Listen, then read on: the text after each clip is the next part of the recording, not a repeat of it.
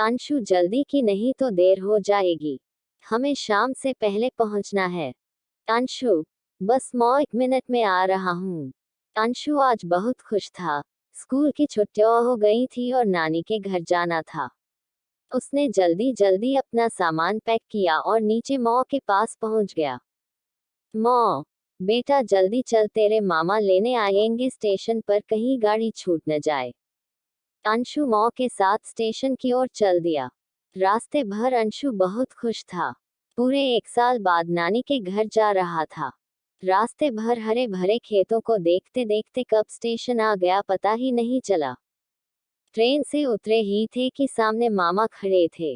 अंशु मामा जी नमस्ते। मामा कैसे है मेरा शेर।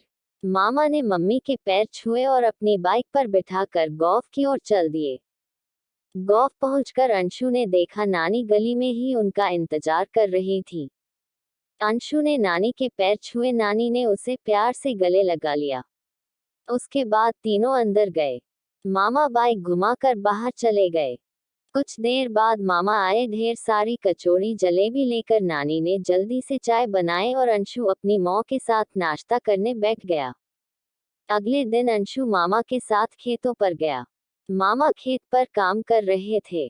तभी अंशु ने देखा कुछ लोग शोर मचा रहे थे, मारो मारो, भागो भागो।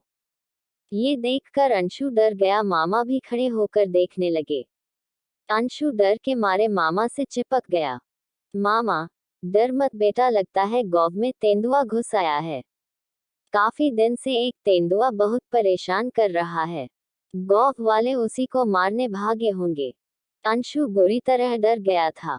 अंशु मामा जल्दी से घर चलो। मामा अरे डर मत, में हुए न। अंशु नहीं मामा, मुझे अभी घर जाना है।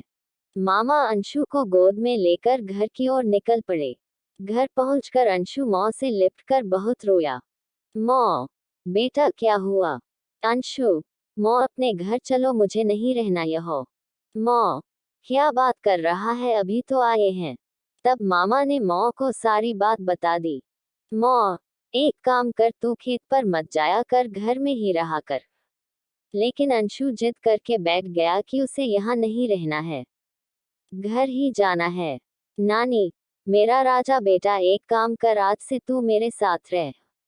मैं देखती हुए कौन सा तेंदुआ आता है मेरे अंशु के पास। बहुत मुश्किल से अंशु घर में रहने को तैयार हुआ, लेकिन वह एक कोने में बैठा रहता। 2 दिन बाद नानी ने कहीं बाहर गई थी। कुछ देर बाद नानी घर वापस आई। नानी अंशु अब डर मत, वह तेंदुआ पकड़ा गया, उसे पिंजरे में बंद करके ले गए। एडवर्टिजमेंट्स ये सुनकर अंशु बहुत खुश हुआ। अंशु सच नानी, आप सच कह रही हैं। नानी हाँ बेटा, सरकारी लोग आए थे उसे पकड़ने, उसे पकड़ कर ले गए। अब तू मजे से रह और घर जाने की बात मत करना। अंशु बहुत खुश हुआ।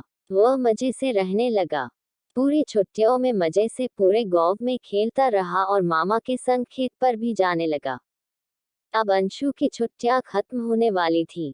नानी के घर से चलने का समय आया तो नानी ने कहा, नानी बेटा तुझे एक बात बतानी थी।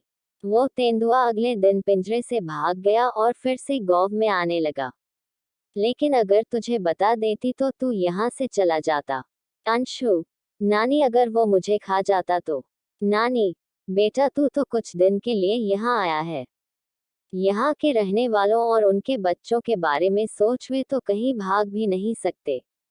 इसलिए जैसे हालात हो उनका डटकर मुकाबला करना चाहिए। अंशु नानी मैं अब कभी नहीं डरूंगा और हर छुट्टियों में आपसे मिलने आऊंगा।